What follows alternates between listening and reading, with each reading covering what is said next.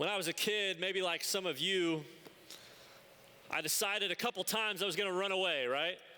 I had a friend, one of my best friends, when I was growing up, his name was Garrett, and right behind his house, they had a gate, so you could get out into this random wilderness location that was a little bit weird, a little bit shady, a lot of graffiti on some walls that nobody ever used and things like that.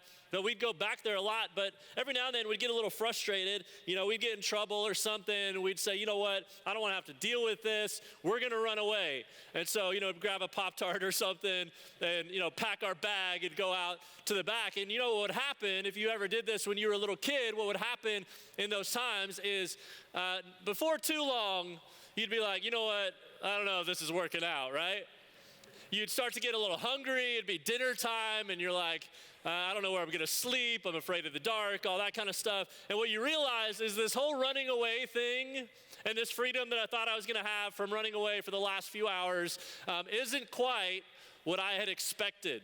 Today, we're talking about the story of the life of a runaway.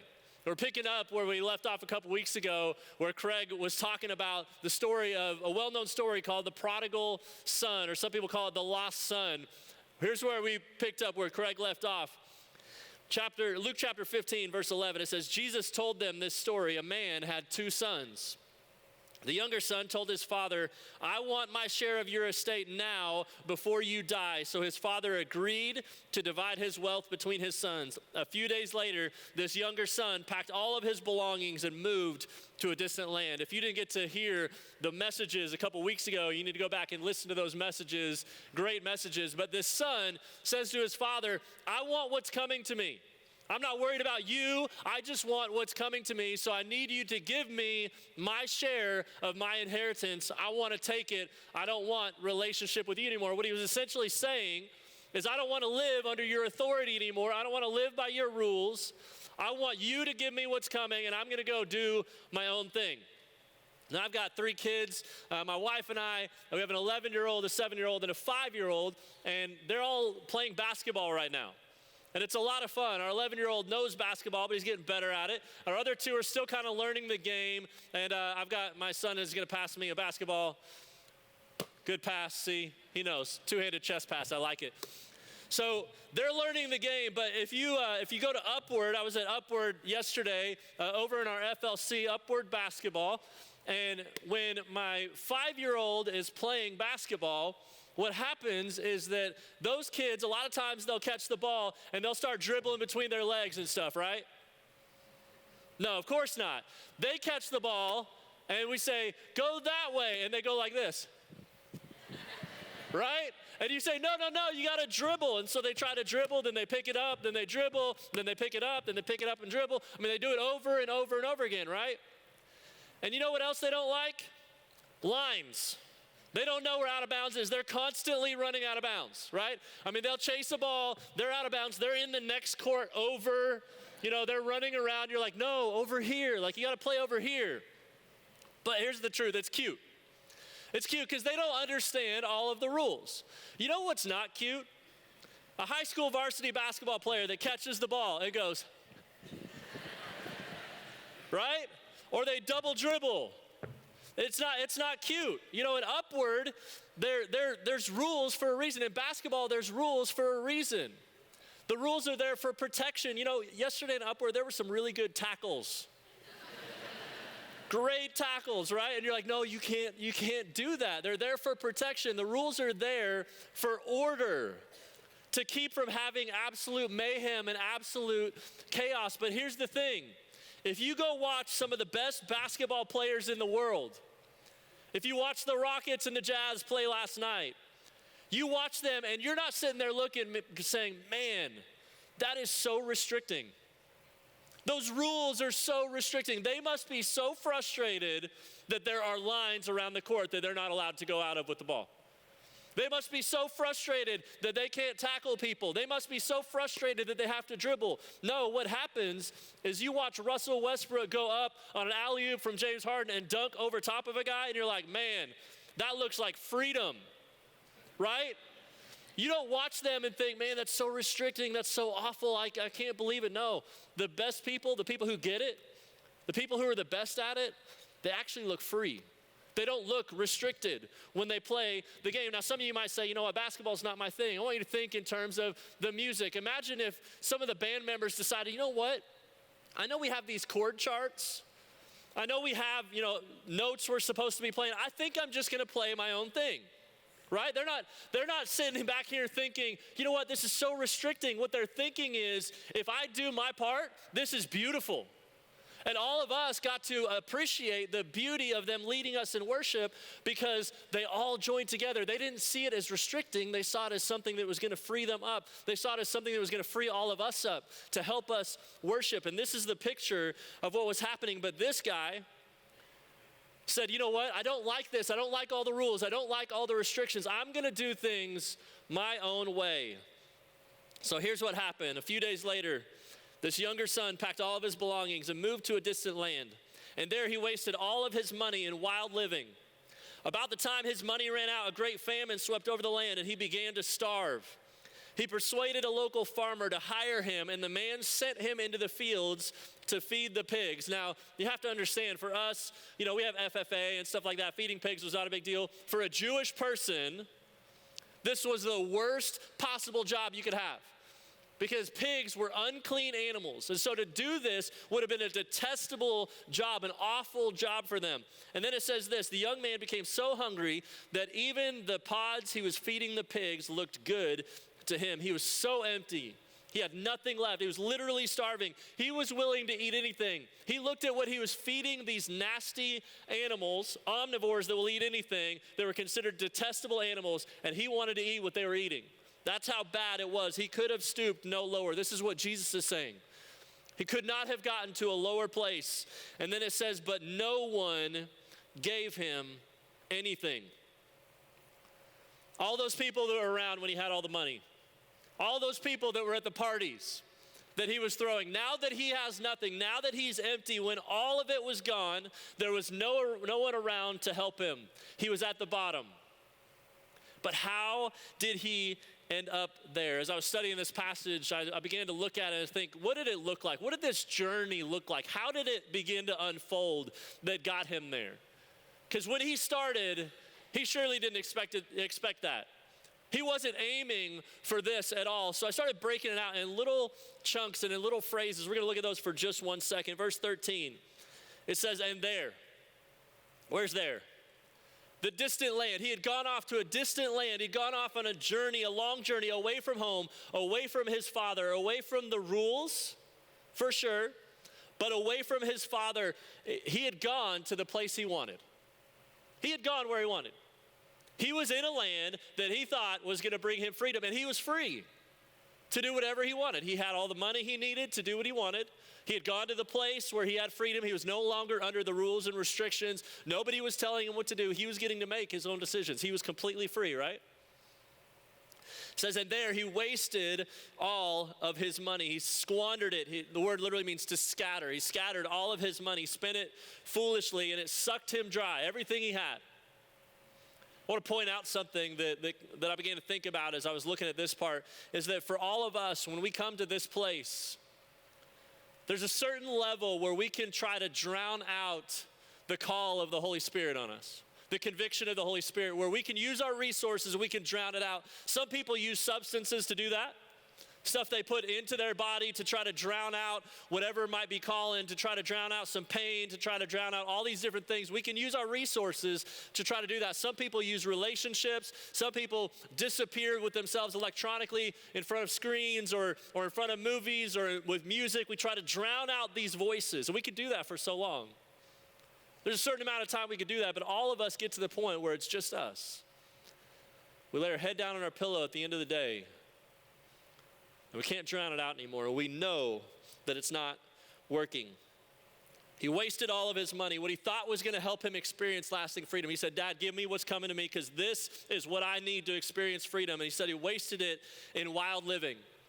Verse 30 in this passage, actually the older son's talking to the dad a little bit later. He said, your younger son wasted all this you gave him with prostitutes.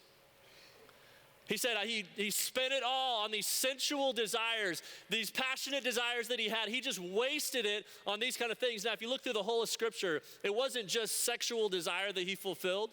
It's more than that, because you look in Scripture, it talks about us prostituting our hearts and our souls and giving it to people that doesn't belong to. And so this is kind of a bigger picture of what it was. That he gave himself over to things that don't belong to him. What God deserves, he gave it away to somebody else. He lived life without thinking, wild living, without concern and without limits. And it says about the time his money ran out, when all of it was gone, when the party was over, the people were gone, he was finally by himself. It says a great famine swept over the land, and he began to starve.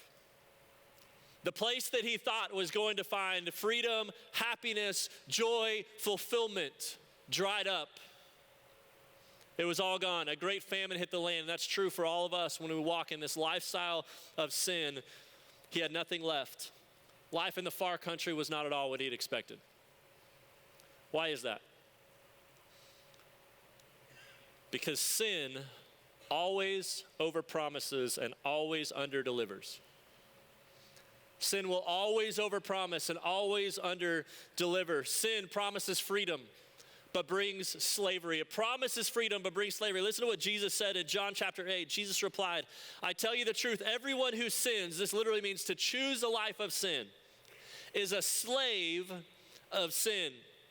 A slave is not a permanent member of the family, but a son is a part of the family forever. Verse 36, so if the Son sets you free, you are truly free.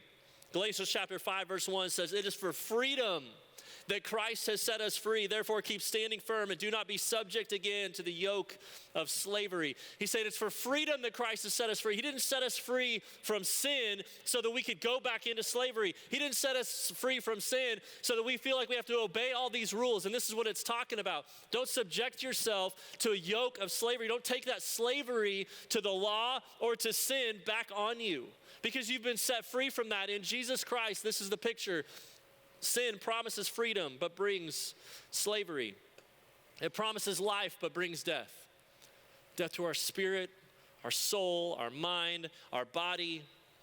When God is left out of our lives, the things that we were meant to enjoy, the things that were meant to fill us up, the things we were meant to enjoy become the things that destroy us.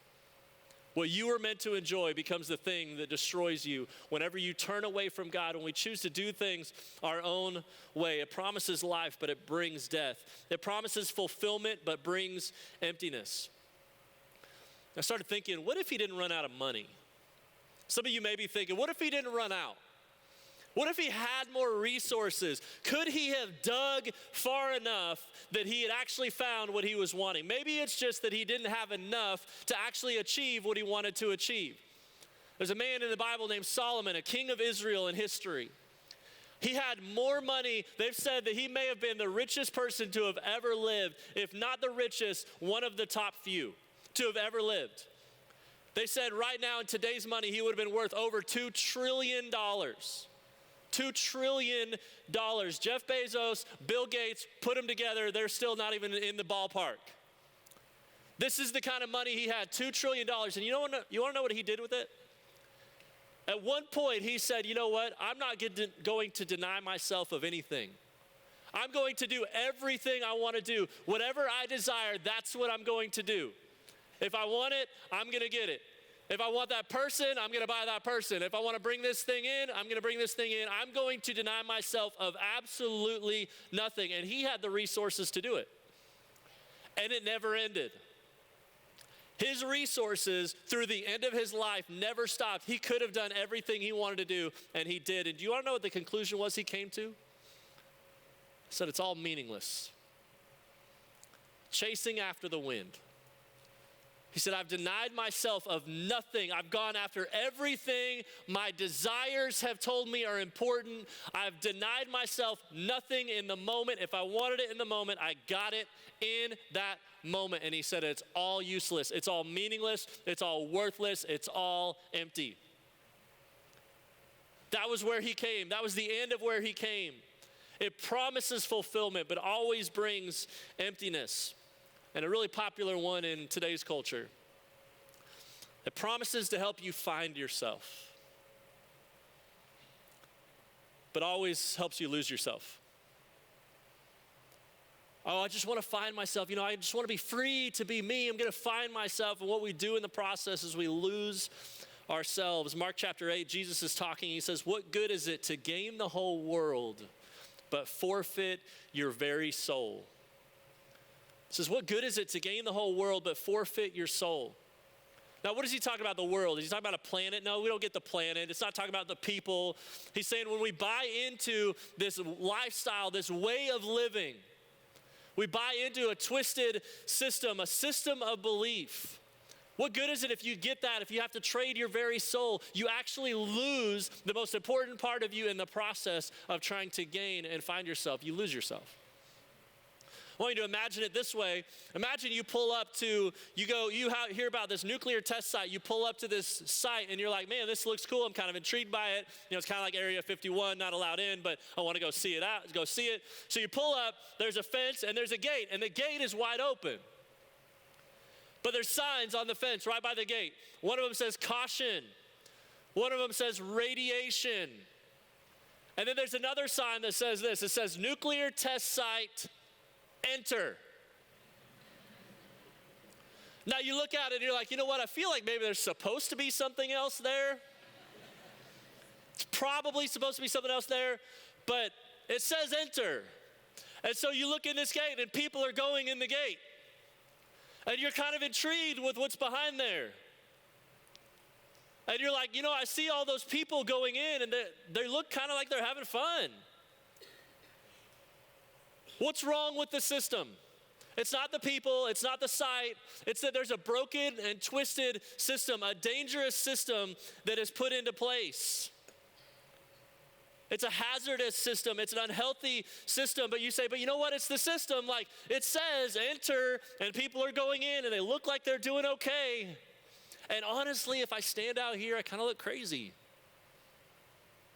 Like they're actually looking at me saying, why are you standing out there? In the back of my mind, I know that it's unhealthy and I shouldn't go, but they're looking at me funny. They're thinking of me a little different. That's the picture of the world.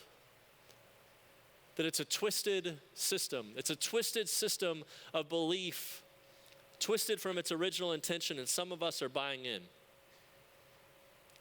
And we step in the back of our mind knowing that we shouldn't, but we step in anyways, waiting for the destruction to come. And some of us wonder why at the end of the day we're frustrated and empty. In the far country, all of us can find ourselves there. You can find yourself there. Every one of us in this room can find ourselves there. It's not hard to find. You can be a great person. You can show up here every single week. You can sing all the songs. You go to the Bible study classes. You can know all the verses. You can be a Bible study teacher. You can work with kids. You can be here week in and week out. You know what? You can even be a pastor. You can stand on a stage and even preach. And you can find yourself in a far country, because the far country isn't a distant land you travel to. The far country exists first in your heart and mind. Before this young son ever went to the far country, he was already there in his heart. He didn't go to his dad and it came out of his mouth. He's like, I want my money. He's like, oh, that was a good idea that just came out. I'm going to go, and he found himself there. No, he said, I want my money. I'm going to go out of here. I'm going to leave here. It was already in his heart before it ever started. And all of us can find ourselves in a distant, far country away from the Lord, even if we're here week in and week out, because the distance in our hearts, in different areas of our life, the distance we have from where God has called us to be is the far country. All of us have it at times. Every one of us have had it in our lives, and every one of us still have it at times where we step away. We take a different direction from what God has intended. We find the far country in our heart, in our mind, in our soul, in our will, and our desires. So what are the areas of your life that are distanced from God? Maybe another question is, when you look at the lives of other people that clearly don't know God, how much different are you? Is it the things you watch, the things you listen to, the things you do, the things that come out of your mouth? Does it look like everybody else? Have you bought into a twisted system? All of us at times find ourselves going back to those things that we know are empty and thinking, well, maybe this time, right? Maybe this time. Imagine you show up to my house and I'm digging a hole in my backyard. You say, what are you doing? And I'm like, I'm digging for treasure. You say, you know what, there's not any treasure there. And I'm like, but there could be. So I'm going to keep digging. And you said, because you know more than I do, you might say, you know what, I'm 100% positive because I know what's actually below where you're going. I know, all these things already. And you say, there's nothing there. And I say, you know what, I'm just going to keep digging. You'd say, that's absurd, right? But all of us find ourselves doing that, where we go back to the things that have left us empty. We go back again and we think, well, maybe this time, I might get it this time. And we find what we're not intended to find because we all walk in the flesh. We still live our life. Even if we're in Christ, there's times where we do these things. There's times where we do these things. With my kids, a couple weeks ago, they were playing a little hide and seek kind of game where they took a little Mickey Mouse minifigure and they'd put it somewhere in a room, and I'd come in and they would say hot, hot, warmer, warmer, colder, colder, all that kind of stuff. Well, my 5-year-old, he said, I want you to hide it. And I hid it in the room where he could still see it, but he just didn't know where it was because it was really small. And he came in and I was like, all right, I'm ready. And he came in and he would go like here, and I'd go warmer, warmer, and he'd turn a different direction. I'd say colder, colder, and he'd keep going. Colder, colder, colder, colder. And then I'd say, you're ice cold, buddy, which means you're not anywhere close. And he'd go, oh, okay. And so then he'd change direction. And I'd say warmer, warmer, warmer. And then he would change just a little bit. And I'd say colder. And he'd go, oh. And he'd go back over here. And I'm like, no, I'm sitting on your bed. Nothing has changed. But you're going back to the place that was ice cold 18 seconds ago. And you think something has changed. Nothing has changed. Now, I'm not mad at him, but I'm like, come on, buddy. I want him to catch on. But he would keep going back to that place that was ice cold. Here's the amazing thing. I wanted him to find it. I wanted him to find what he was looking for, and I was doing everything I could to show him the direction of where he could find what he was actually looking for. But even though I'm giving him everything I can to help him find it, I'm like, it's over here, it's over here. I'm telling him, he kept going back to this place that was ice cold. All of us do it at times, where we begin to return over and over and over again. Verse 15, the last part we'll look at, it says, he persuaded a local farmer to hire him. This literally means he joined himself, almost like a picture of he glued himself to this local farmer. He's at the bottom, he's empty, he's starving, he has nothing, nobody's helping him. He joins himself with a citizen of that country. I find it interesting that when all of his resources ran out, he had nothing left. He went and hired himself out to this local farmer to do in a foreign land for a foreign person what he was never willing to do for his own father. He was willing to submit to this other person and do work for this other person in a way that he never was willing to do for his own father. Why would he do something like that? I kind of wonder if he began to think of himself as a citizen of that new country. The new land he was in, maybe he thought, well, this is it, I'm stuck here now. So I might as well just surrender to it. He began to think of himself as somebody who belonged there. The problem was that was never his home. And there was nothing in that land that was ever going to satisfy and fulfill him, but he began to think of it that way. This world is not our home. 1 Peter chapter 2, verse 11 says, dear friends, I warn you as temporary residents and foreigners to keep away from worldly desires that wage war against your own souls. He says these worldly desires that you and I have, all of us have, when we understand that we are temporary residents on this earth, we were not created for this earth. This is not all there is. This is not the end. And sometimes we live this way and we begin to think these worldly desires are really what we need to fulfill. He says, don't give in to those worldly desires because those things wage war on your soul. They literally are fighting against you. They're fighting against me. They wage war on our soul. And this man found himself at the bottom because sin A phrase I've heard my whole life since the time I was a little kid. Sin will take you farther than you ever wanted to go, keep you longer than you ever wanted to stay, and cost you more than you ever wanted to pay. Always. Always. When we choose this lifestyle of saying, you know what, I want to pursue freedom, we end up enslaved to it.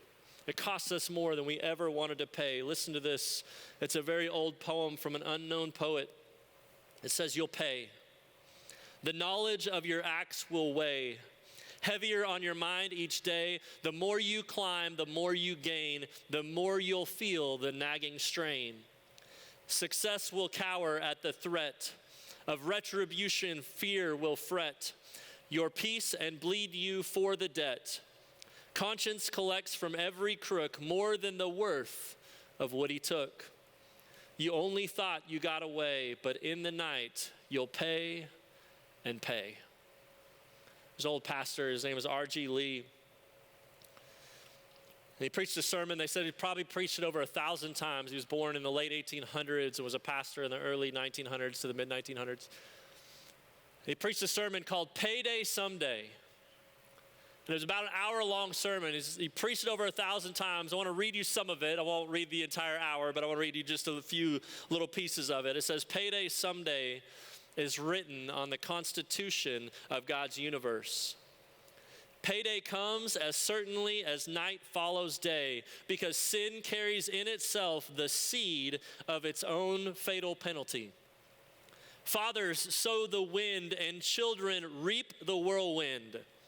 One generation labors to scatter tares or weeds, and the next generation reaps those weeds and retribution immeasurable. To the individual who goes not the direction God points, a terrible payday comes. To the nation which forgets God, payday will come in the awful realization of the truth that the nations which forget God shall be turned into hell. When nations trample on the principles of the Almighty, the result is that the world is beaten with many stripes.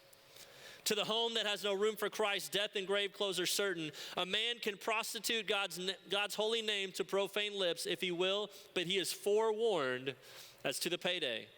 A man can, if he will, follow the way of some wicked woman, but God leaves him not without the warning as to the payday. There's payday someday. He goes on in the sermon to tell a story. He was a pastor of First Baptist Church of New Orleans. And when he would preach, he said all of his broadcasts, all of his messages would go out on the radio. So he got a lot of fan mail, and there was one guy in particular who was not a fan that would mail him, and he would mail him some really harsh and nasty and mean things, very critical of the things he'd do, but he'd always sign the letter, Chief of the Kangaroo Court. That's how he'd sign all of his letters. Well, one day, he got a phone call from a nurse at the Charity Hospital in New Orleans, and here's what she said. She said, Pastor, there's a young man down here whose name we do not know, who will not tell us his name. All he will tell us is that he is chief of the Kangaroo Court. He's going to die. He says that you are the only preacher in New Orleans he has ever heard, and he has never seen you. He wants to see you. Will you come down? So he went. He said, I'll be right there. He dropped everything, went as quickly as he could. The nurse met him at the door, walked him in. He walked into this very large room. He said there were cots on 2 of the walls, and then there were beds on the other walls, and in the middle were a bunch more cots. But over in the corner, there was a young man. So it was a very, very strong young man that had clearly been emaciated by disease, but a very large man. And the nurse took him over and simply said, Sir, this is the chief of the Kangaroo Court. And he said, as kindly as he could, he said, hello, and the man responded back to him very harshly. And he said this, he said, I found myself looking into 2 of the wildest, weirdest eyes I have ever seen. His voice was like the voice of a mad wolf, not a man. And he said, is there anything I can do for you? And the man said, no, there's nothing you could do for me, nothing at all, absolutely nothing you could do, unless when I die, you want to throw my body to the buzzards, if they'll even take it. They began to wonder as he's hearing back from this man who was being so harsh and so mean, he began to wonder, why did he invite me? If this is how he's going to treat me, why did he even want to see me? But then he said the man's voice kind of softened for the first time. And he began talking to him a little bit differently, and here's what he said. He said, I sent for you, sir, because I know you go up and down the land and talk to many young people. He says, I want you to tell them and tell them every chance you get that the devil always pays in counterfeit money. He says, I want you to tell them every chance you get, the devil always pays in counterfeit money. He said, always overpromises and always underdelivers. It'll take you farther than you wanted to go, keep you longer than you wanted to stay, and cost more than you ever wanted to pay. True and lasting freedom, fulfillment, the joy that we ultimately desire because our soul desires it, not just our body, only comes through relationship with Jesus Christ. Because Satan is always pulling, saying, come this way, enter in here.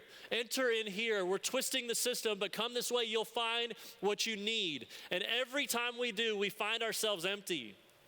And somehow we keep getting pulled back. But Jesus is calling something different. He has a different call, a call that goes against the culture, a call that forces you and I, when we're going to follow him, to swim upstream. We're not going to look like everybody else because we can't if we're going to follow the call of Jesus. It won't look the same. We're going to swim upstream. We're going to take a narrow road. It's going to be a road that's less traveled.